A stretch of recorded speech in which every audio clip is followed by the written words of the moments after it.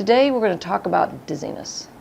Now, as a healthcare provider, we often want to talk about the prevalence or the statistics around dizziness. But if you or a loved one suffers from dizziness, it's likely you're not too interested in talking about statistics because you simply don't want to be one. We mainly want to know what is causing it and what can we do about it. I would like to mention, however, a few take-home points. Dizziness is very common, one of the most common reasons people seek medical care. In general, however, dizziness is poorly understood and can result in multiple visits to multiple providers without a diagnosis. Dizziness is what we call a silent syndrome. You can't see it like you can see someone who might be limping or have a broken hand. And this can make it very challenging because you look okay on the outside but feel horrible on the inside.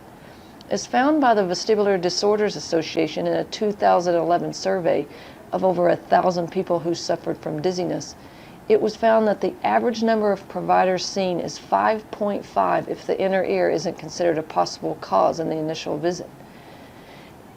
8 months is the average time to make an accurate diagnosis if the inner ear isn't considered in that initial visit versus 1 month if it is.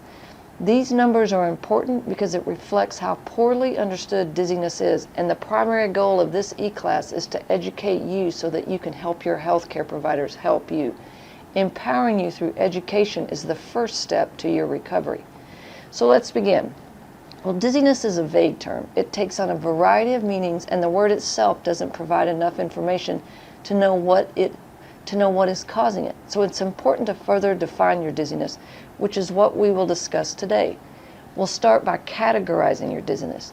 I'm going to talk about 3 main categories, but keep in mind that some providers use 4, while others don't think vertigo is even dizziness.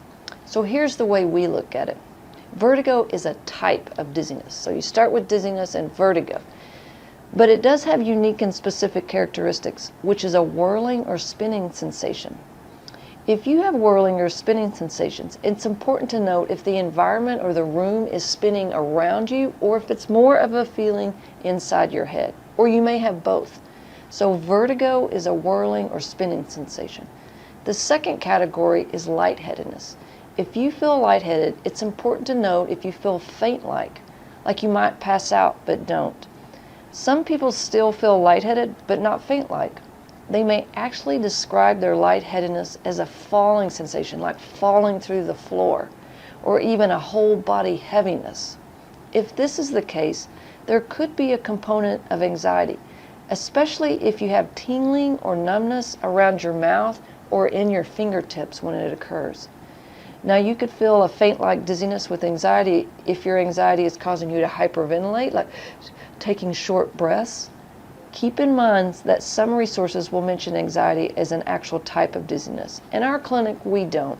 We do recognize, however, that the majority of people who have dizziness have anxiety. It does not mean your dizziness is causing your anxiety. Too frequently, dizziness is chalked up to anxiety when most people feel anxious because they're dizzy. So we take a closer look at anxiety in a separate e-class.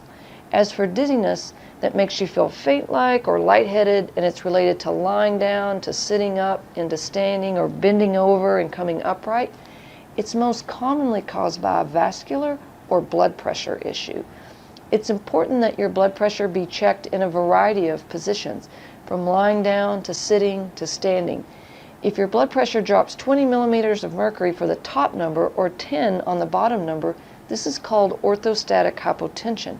This is a type of lightheadedness that is typically managed through your physician, specifically your cardiologist. Now, the third category we will discuss is unsteadiness. Not so much as related to frequent falling, but more feeling off or unsteady in your head. Some people are referred to the clinic with dizziness, but upon further questioning, it's primarily unsteadiness. They may describe it as feeling drunk-like, or it might just be they feel it in their feet. So to recap this segment, if you have dizziness, think about which category or categories your symptoms might fall into. Vertigo, a whirling or spinning sensation, either around you or in your head. Lightheaded, faint-like, or maybe whole body falling heavy heavy sensation, or you can feel unsteady, drunk-like, or it's just coming from your feet. Keep in mind, symptoms may not be constant. They may fluctuate over days or even within the day. The next step is finding out more information on characteristics of your dizziness, which is what we're going to talk about next.